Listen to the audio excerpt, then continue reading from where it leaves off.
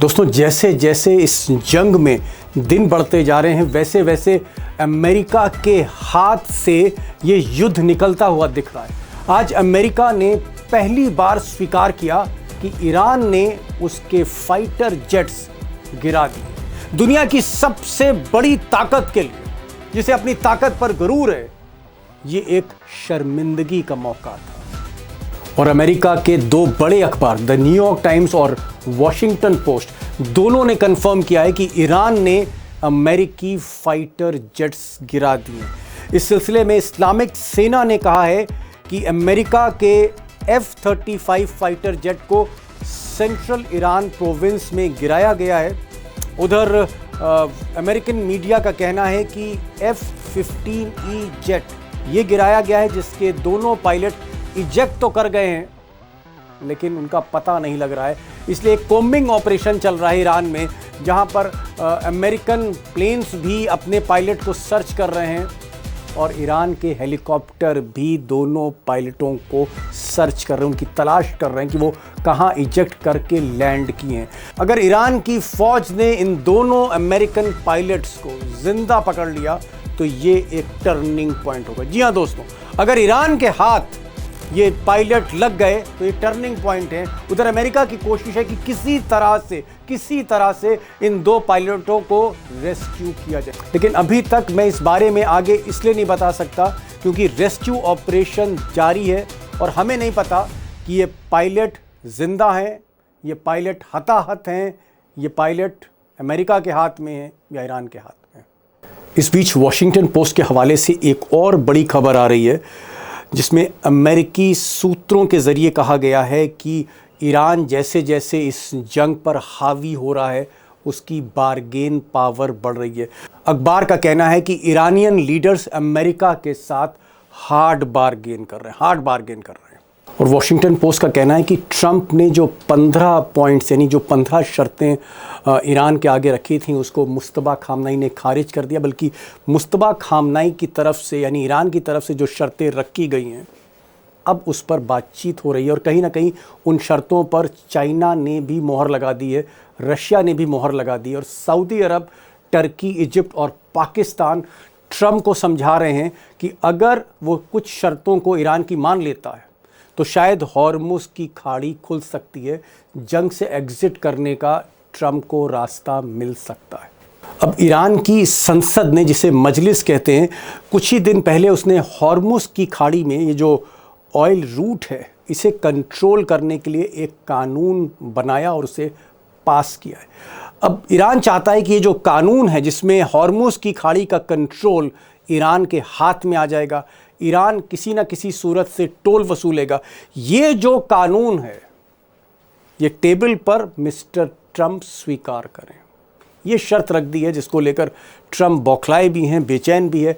और ट्रंप के जो सलाहकार हैं वो कह रहे हैं कि अगर ये कानून वो नहीं मानते, अगर वो ईरान की शर्त नहीं मानते, हॉर्मुज़ पर अगर वो कोई फैसला नहीं करते हैं तो इस जंग से निकलना, अमेरिका के लिए इस जंग से निकलना बहुत मुश्किल होगा। और जितना अमेरिका डिले करेगा उतने ही दाम बढ़ेंगे तेल के, गैस के, शेयर मार्केट नीचे आएगा, अमेरिका के लिए मुसीबत बढ़ती जाएगी। यानी ट्रंप कहीं ना कहीं बौखलाए हैं, कंफ्यूज हैं, प्रेशर में हैं। अब दोस्तों एक ही सवाल है पूरी दुनिया के सामने, हमारे आपके सामने, और सवाल ये है कि दिन ब दिन ईरान, जिसके पास एयरफोर्स तक नहीं है, वो हावी कैसे होता जा रहा है इस जंग में। और आखिर क्या वजह है कि दुनिया की इतनी बड़ी ताकत अमेरिका, जिसको अपनी सेना पर गुरूर है, उसकी नाक में दम ईरान ने कैसे कर रखा है। अमेरिका और इजराइल, जिसको मिलकर बहुत से देश इस दुनिया में नहीं शिकस्त दे सकते, उसी अमेरिका को, इजराइल को, उनके फाइटर जेट्स को, टेक्नोलॉजी को, डॉलर को ईरान कैसे नेस्ता नाबूद करता चला जा रहा है। इसके पीछे राज क्या, असली राज क्या है कि ईरान दिन ब दिन हावी होता जा रहा है, छाती पे चढ़ता जा रहा है ट्रंप की। बहुत इंपॉर्टेंट सवाल है और इस सवाल की तह में जाने के लिए आज मैंने अमरीश मिश्रा को न्योता दिया। अमरीश मिश्रा आज अनडिस्क्लोज्ड लोकेशन पर हैं, उन्होंने लोकेशन नहीं बताई, लेकिन जहां से भी वो बोले मैंने आज उनसे कहा कि आप आज जहन से नहीं दिल से बोलेंगे, क्योंकि आपको सारी चीज़ें ईरान के बारे में मालूम है। आप वहाँ की मिलिट्री लीडरशिप से मिल चुके हैं, वहाँ के निज़ाम से मिल चुके हैं, आप वहाँ के राष्ट्रपति से मिलकर लौटे हैं, आप 1.5 महीने पहले ईरान में थे, आपके सामने ही प्रोटेस्ट हुए हैं, आप एक वॉर हिस्टोरियन हैं, ईरान के एक्सपर्ट हैं, आपको ईरान भी सुनता है। और आज अमरीश मिश्रा ने बहुत से राज खोले। मैं चाहूँगा उनकी बातों को ज़रूर गौर से सुनिएगा। अमरीश जी, भाई आप तो वहाँ की मिलिट्री लीडरशिप को जानते हैं। 2 महीने पहले आप वहाँ के कमांडर से मिल रहे थे, वहाँ के संपादकों से मिल रहे थे, वहाँ के डिप्लोमेट से मिल रहे थे तेहरान में। सब कुछ पता है आपको, और आपसे बेहतर अपडेटेड कोई नहीं है। ये मैं चैलेंज कर रहा हूँ, बहुत जिम्मेदारी के साथ कह रहा हूँ। अगर कोई अमरीश जी से ज़्यादा जानकारी रखता हो, जो 1.5 महीने पहले तेहरान में हो, तो वो सामने आए। मैं स्वागत करूंगा उसका भी इस प्रोग्राम में। मुझे ये बताइए, आपको मालूम सब कुछ है, इसलिए मैं आपसे पूछ रहा हूँ। और आज मेरी गुजारिश है कि दिमाग से नहीं, दिल से बोलिएगा, दिल से बोलिएगा। ये बताइए कि ट्रम्प कह रहे हैं कि 90% हमने मिसाइलें खत्म कर दी। नेतन्याहू कह रहे हैं 95% मिसाइल पावर खत्म।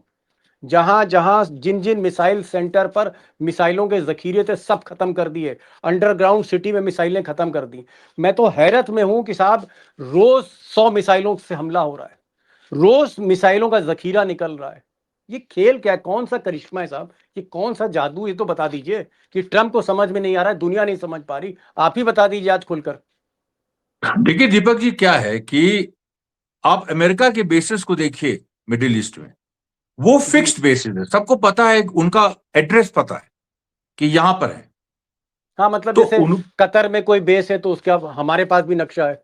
हमारे पास सबके पास है, सबके जी। पास है, पत उसका या एड्रेस है या दुबई पूरा। में कहां पर बेस है, वहां कहां जहाज खड़े हैं, कहां पर सैनिक। हाँ ठीक है, समझ गया मैं। फिक्स बेस का मतलब है कि एयरपोर्ट या एयर बेस वो फिक्स होते हैं, वो शिफ्ट नहीं हो सकते। समझ गया। बिल्कुल, जैसे आपके घर का पता है वो फिक्स्ड है ना, सबको आप देख सकते हैं हर हर तरह से। जी तो हाँ, वहां गूगल पे पर देख सकते मारना आसान है, वहां मारना आसान है, वहां आप मार सकते हैं, कोई भी मार सकता है। लेकिन उस स्थिति का क्या कहिएगा जहां पर एक बहुत बड़ा देश है, हिंदुस्तान का लगभग आधा आधा एक्चुअली, और वहां पर रेगिस्तान भी है, गुफाएं भी हैं, वहां पर जंगल भी हैं, वहां पर हरी भरी वादियां भी हैं, और एक 500 ट्रकें घूम रही है मिसाइल लेके, हैं। ओहो, ओहो, ट्रकों में? ट्रकों में। मतलब ये जो मिसाइलें लॉन्च होती हैं, जिससे इतनी तबाही इजराइल में हो रही है, या दुबई में हो रही है, या कतार में हो रही है, ये किसी फिक्स जगह लॉन्च नहीं है, ये घूम रही है ट्रकों पे। ये ट्रकों में घूम रही, मोबाइल मोबाइल लॉन्चर। ओ, ओके ओके। तो कहीं तो साहब खड़ा करते होंगे, कहीं तो ये ट्रक खड़े होते होंगे। वहां पर क्यों नहीं हमला हो रहा है तो अमेरिका का? वो जो ट्रक हैं कहीं भी खड़े भी होते हैं अगर कुछ देर के लिए, तो उनमें क्या वो मिलिट्री का रंग थोड़ी ना होता है, ईरान की मिलिट्री का। उसमें भूसा भी हो सकता है, मुर्गियां भी हो सकती हैं, हैं? उसमें अंडे हो अरे भाई, सकते हैं। हम तो जो वीडियो आते हैं इस्लामिक सेना के, उसमें तो मिलिट्री कलर का ट्रक है, और मिलिट्री कलर की जो है मिसाइल उसमें है। उस पे खुर्रम शहर लिखा है, किसी पे कदर लिखा है, किसी फतेह लिखा है। वो तो मिलिट्री ट्रक तो क्या, वो सिर्फ एग्जीबिशन के लिए, नुमाइश के लिए है वो। अब देखिए दीपक जी, क्या है कि ये जो जितना ट्रंप ने कहा इतना हमने उड़ा दिया उतना उड़ा दिया, मैंने एक बात आपसे पहले कही थी कि ईरान की सेना और आईआरजीसी इस्लामिक सेना एक होते हुए भी एक नहीं है। एक ही अच्छा, देश को सर्व करती है लेकिन एक नहीं है। वो जो आप मतलब देखते थे ना वो सब इस ईरान की सेना इस्लामिक, कर। समझ गए, इस्लामिक सेना अलग है, रेगुलर सेना अलग है, हाँ, ये कहना चाह रहे हैं आप? ये और जो आप देखते थे वो रेगुलर सेना का था। ओहो, मतलब जो नुमाइशी सेना है। जो, हाँ, वो उसका था। लेकिन आप उसका क्या करिएगा जिसके बारे में इस्लामिक किसी को सेना का। पता ही नहीं। हाँ, जो इस्लामिक सेना है उसके 500 ट्रक घूम रहे हैं, 700 घूम रहे हैं, कितने घूम रहे हैं किसी को नहीं पता। बल्कि वहां पर जो, क्योंकि आईआरजीसी के चीफ भी अभी असैसिनेशन हुआ, नए आ रहे हैं, उनपे भी खतरा है सब कुछ, तो उसमें शायद एक दूसरे को भी नहीं पता उतना। लेकिन वो इस तरीके से संगठित किया गया है, 15 साल का रियाज है उसके पीछे। ओहो, 15 साल की प्लानिंग है। 15 साल का रियाज, प्लानिंग ही नहीं, रियाज। मतलब उतर के उसको सोचिए, प्रैक्टिस किया गया है कि अगर ऐसा हो गया कि सेंट्रल कमांड टूट गया तो 500 ट्रक अलग अलग मिसाइल लेके कैसे ऑपरेट करें? ओके, मतलब मेरी जो समझ में आ रहा है, एक मिनट मैं दोस्तों को समझा दूं, क्योंकि आज आप खुलकर बोल नहीं रहे हैं। ठीक है, जंग का माहौल है नहीं, और मैं मैं अब चाहता, ज्यादा तो आप जानते हैं वो तो दिक्कत हो जाएगी, लेकिन मैं बता रहा हूं नहीं नहीं, आपको मैं कह रहा जो हूँ हो रहा आपको है। दिक्कत हम नहीं, हम क्यों चाहेंगे, दोस्त हमारे क्यों चाहेंगे भाई कि आपको दिक्कत हो जाए। ठीक है, आपको सारी चीज़ें पता हैं, लेकिन आप सब कुछ बताना नहीं चाहते। ठीक है, आई एग्री विद इट। मेरे दोस्त जितने देख रहे हैं वो भी एग्री करते हैं आपसे कि हम सीक्रेट्स, कभी भी जंग चल रही हो तो सब सीक्रेट्स नहीं आने चाहिए। लेकिन मैं एक्सप्लेन कर रहा हूँ कि भाई ट्रम्प क्यों नहीं पहुंच पा रहे इन मिसाइलों पर। जो अमरीश जी ने अभी बताया दोस्तों, जो भी तेहरान आते जाते रहते हैं, वॉर हिस्टोरियन है, ईरान के एक्सपर्ट हैं, मिलिट्री के एक्सपर्ट हैं, ये कह रहे हैं कि साहब ये ट्रकों में तीन तीन चार चार मिसाइलें हैं। वो ट्रक मिलिट्री ट्रक नहीं है, वो आर्म ट्रक हैं। किसी पर कह रहे हैं कि मुर्गी दिखा रखी लदी हुई है, किसी पे भूसा लदा हुआ है, जैसा भी है। अब ये ट्रक जिन पे चार मिसाइलें हैं, मान लीजिए दोस्त कि आज 6 बजे ये गाजियाबाद में ट्रक हैं और यहां से इन्होंने फायर किया दुबई के बेस पे या कतर के बेस पे, और आधे घंटे बाद फिर वो गुड़गांव से गाजियाबाद आ गया, 100 किलोमीटर दूर चला गया ट्रक। या फिर गाजियाबाद से दो फायर किए, शाम को 7 बजे 8 बजे वो कहीं मथुरा पहुंच गया या फिर आगरा पहुंच गया। क्या ये आप कहना चाह रहे हैं कि ट्रक फायर करते हैं फिर आगे बढ़ जाते हैं, किसी गुफा में खड़े हो जाते बिल्कुल, हैं, किसी जंगल में घुस जाते हैं? बिल्कुल। और सुनिए, और ये तो ट्रकों की बात है। जो पानी में जो इनकी गन बोट्स हैं छोटी छोटी, वो भी यही करती हैं। अच्छा, पानी में भी यही खेल हो रहा है? पानी में भी यही खेल हो रहा है कि वो ओ मार के माय चली गॉड, जाती है, ओ और माय। उसके बाद जब तक वो इनके पास मिसाइल्स हैं इब्राहिम लिंकन के ऊपर, या और भी वहां पर जो इब्राहिम लिंकन से भी थोड़ा कम बहुत अच्छे जहाज हैं अमेरिका के पास, जब तक वो एक टारगेट को लॉक करते हैं वो टारगेट गायब हो जाता है और वो दूसरा रंग बदल के आ जाता है। Oh my God, oh my God. उसका रिप्लेसमेंट तड़ से होता। अब ये रियाज, प्रैक्टिस, ये practice, practice and planning and planning तो हो गई, डिटर्मिनेशन। प्लानिंग और उसका डिटर्मिनेशन, इम्प्लीमेंटेशन, और बार मतलब बार उसको प्रैक्टिस करना।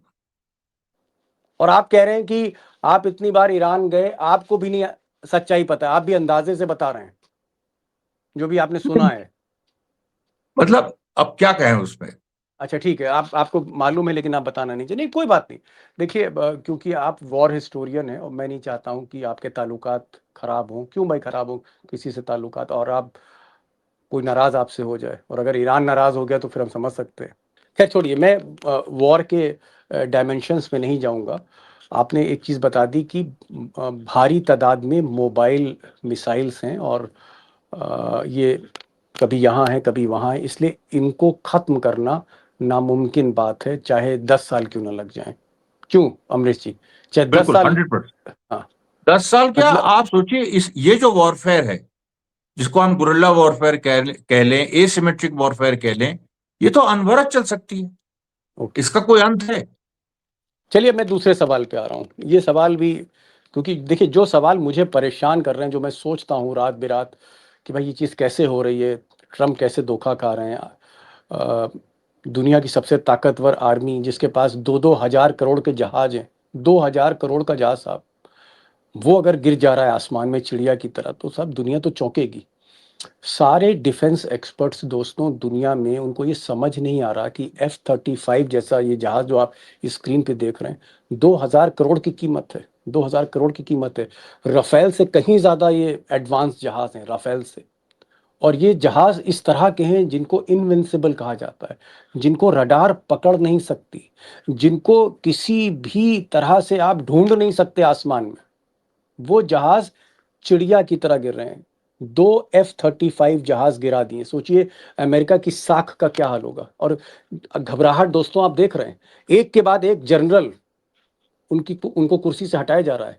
आर्मी चीफ हट गए, उसके बाद 2-3 जनरल और हट गए, फिर कुछ और लोगों की शामत आ रही है।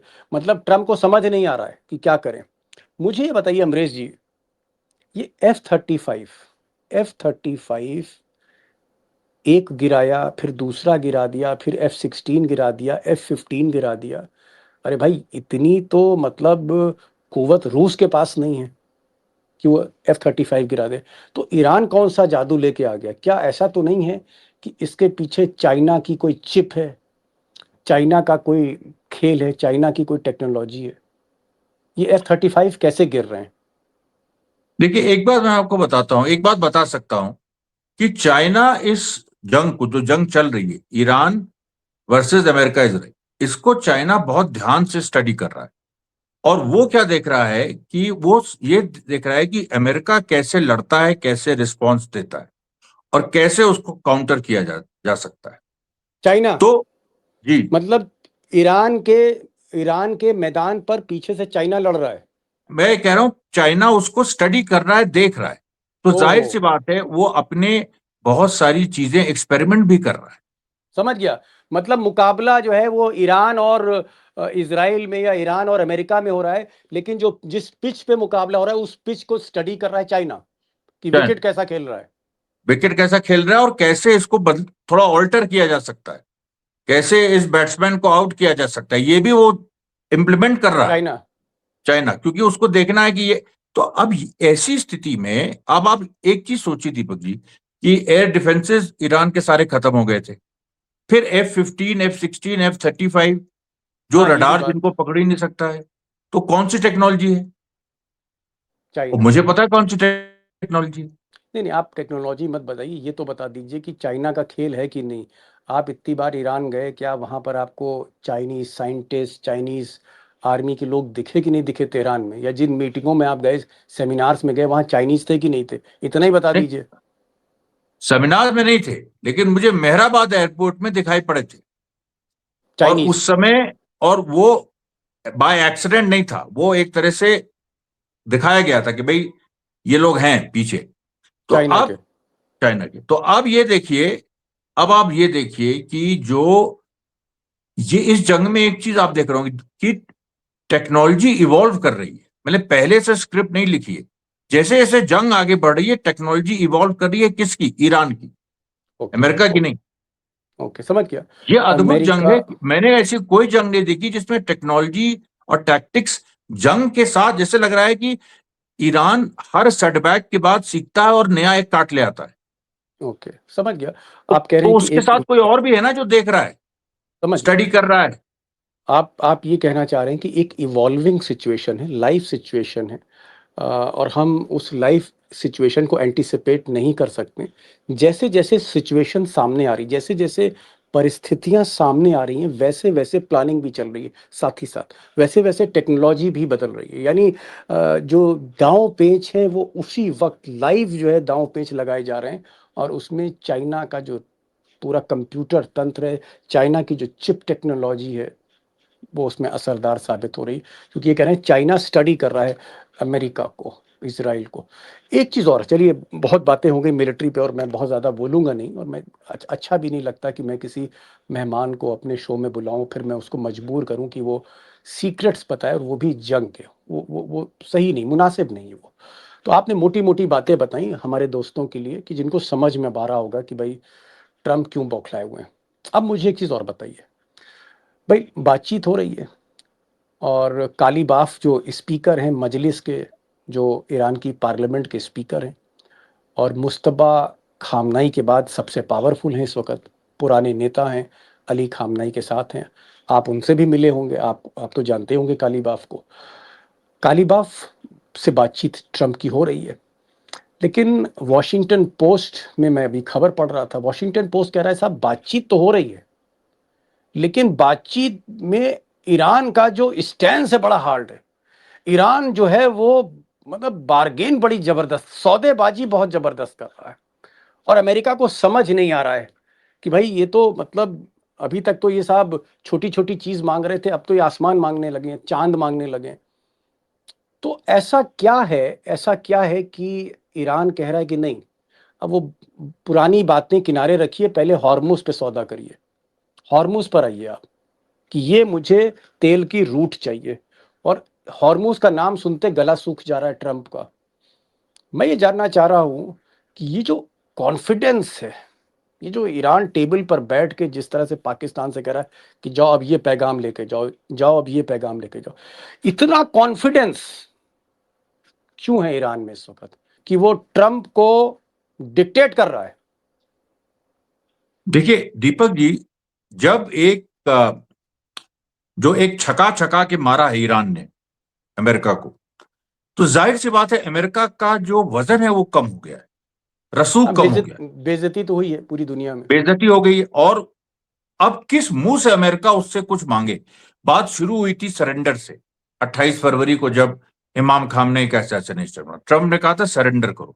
अब बात यहां आ गई, जो ट्रंप का लेटेस्ट एड्रेस था, उसने कह दिया कि हम तो अब जो करना था कर चुके हैं, अब हम पीछे हट सकते हैं, नहीं हट सकते हैं। मतलब आपने, पूरी दुनिया भीख मांग यही रहा कह है। रही है कि इससे बड़ा कंफ्यूज्ड स्टेटमेंट किसी अमेरिकन प्रेसिडेंट ने इतिहास में नहीं दिया है। ऐसा लग रहा है कि अंदर से हिला हुआ है। अरे मैं नहीं कह रहा हूं, आप जानते ही हैं, सब जगह ये फ्रांस से लेके ऑस्ट्रेलिया से लेके इनके एलाइज खुद ही कह रहे हैं। मैक्रोन ने आज कह दिया, फ्रांस के प्रेसिडेंट ने, कि होर्मुज को बल प्रयोग से आप नहीं हटा सकते, उसको डिप्लोमेसी से हल करिए। अब सीधे ट्रंप के मुंह पे तमाचा है जी। तो ये जो देखिए बात है कि ईरान अब एक तरह से उसका बार्गेनिंग, वो मतलब न्यूक्लियर वेपन्स को कर्टेल करो या खत्म करो, मिसाइल प्रोग्राम कर्टेल करो, बात अब वो सब खत्म हो गया। अब ये हो गया है कि होर्मुज हमको दो, बातचीत यहां जी, हो रही। तो जी आप कैसे स्विंग किया है पेंडुलम? मतलब आप यूं कहना चाह रहे हैं कि मतलब झगड़ा जो था वो किसी छोटे से हाथे को लेकर था या खेत की मेड़ को लेकर था, लेकिन अब झगड़ा जो सीधे घर पर पहुंच गया है कि घर की नाम वसीयत करो हमारे नाम, हॉर्मूज नहीं हमारे मतलब, नाम करो। हाँ वो हाथे पे था ये था। अब ये है कि वो जो सड़क गुजरती है, जो पब्लिक रोड है, अब वो हमारी है। हाईवे, इसको मानो। हाईवे पे आ गया। हाँ हाईवे हमारा है। अब हाईवे से जो गुजरेगा हमको देगा, चुंगी इसका हमको देगा। मतलब इसका मतलब संक्षेप में आखिरी सवाल है, क्या आपको लगता है कि ईरान के हाथ में पूरी तरह से जंग है? ईरान F-35 गिरा रहा है, ईरान F-16 गिरा रहा है, ईरान कतर में गैस प्लांट पे हमले कर रहा है, ईरान सऊदी अरब के जो एयर बेस है वहाँ हमले कर रहा है, मतलब जहाँ मन कर रहा है वहाँ मिसाइल उसकी पहुँच रही है, रडार सिस्टम सब ध्वस्त कर दिया है। इजराइल जहाँ आयरन डोम हुआ करता था, परिंदा पर नहीं मारता था, वहाँ जहाँ चाह रहा है वहाँ आतिशबाजी हो रही है, आतिशबाजी हो रही साहब। जहाँ चाह रहा है वहाँ रॉकेट गिरा रहा है, चाहे वो यमन से हूती हो या लेबनान से हिजबुल्लाह हो या फिर किसी भी तेहरान या ईरान के कोने से इस्लामिक सेना हो। मैं जानना चाह रहा था कि क्या ईरान को भी उम्मीद नहीं थी कि सितारा ऐसे चमकेगा, कामयाबी ऐसे मिलेगी? देखिए ऐसा है दीपक जी कि ईरान में जो इमाम खामनेई थे, उनका ये विजन था कि इस तरीके से जंग लड़ी जाएगी। और कभी इस पे बात होगी तो मैं आपको बताऊंगा कि वो विजन कैसे, इस्लाम की 1400 साल की का जो इतिहास है और उसकी जो जंगें हुई हैं, उनको भी समझना होगा, इस दिमाग को समझने के लिए इमाम खामनेई जो दे के गए। अब इमाम खामनेई तो चले गए, लेकिन वो जो उनकी प्लानिंग, रियाज, वो सारी चीजें थी, अब वो इंप्लीमेंट हो रही हैं। तो जाहिर सी बात है कि अभी जो लोग पावर में हैं या जो लोग अभी देख रहे हैं, उनको हर चीज नहीं पता है या हर चीज की उनको उम्मीद भी नहीं शायद। लेकिन जो एक सेंट्रल माइंड जो कंट्रोल कर रहा है और जो इस दुनिया में नहीं है, उसके हिसाब से सब हो रहा है। ठीक, प्लानिंग। दोस्तों एक ही बात मैंने पकड़ी आखिर में इनकी, अमरीश जी से, कि इमाम खामनेई, अली खामनेई जो अब इस दुनिया में नहीं है, पिछले 15-20 बरसों से एक वन पॉइंट प्रोग्राम था कि हमारी जंग अमेरिका से होनी है, होनी है, होनी है। जब से इराक का इन्वेजन था तब से ईरान ये माने बैठा था कि हमारे पास अमेरिका को आना ही आना है, जंग होनी ही होनी है। इसलिए 15-20 बरसों से तैयारी थी, स्टेप बाय स्टेप तैयारी थी, हर सिचुएशन की तैयारी थी कि किस तरह से मिसाइलों को हमको जो है लॉन्च करना है, छुपा के रखना है, गुफाओं में रखना है, जंगलों में रखना है, मोबाइल होगा। एयरफोर्स का कोई फायदा नहीं है, अगर एयरफोर्स बनाएंगे तो वही हाल होगा जो यूएस एयरबेस का आप देख रहे हैं। कोई चीज फिक्स नहीं है, असिमेट्रिक वॉर है ये। एक तरह से आप गुरिल्ला वॉर कह सकते हैं कि जहां सारे नियम कानून जो हैं कन्वेंशनल वॉर के, उसको ध्वस्त कर दिए। एक नई तरह की वॉर है, एक नए तरह से जंग को रीडिफाइन, परिभाषित किया जा रहा है और दुनिया देख रही है। और सिर्फ अमेरिका नहीं, पूरा यूरोप जो है सन्न है इस वक्त।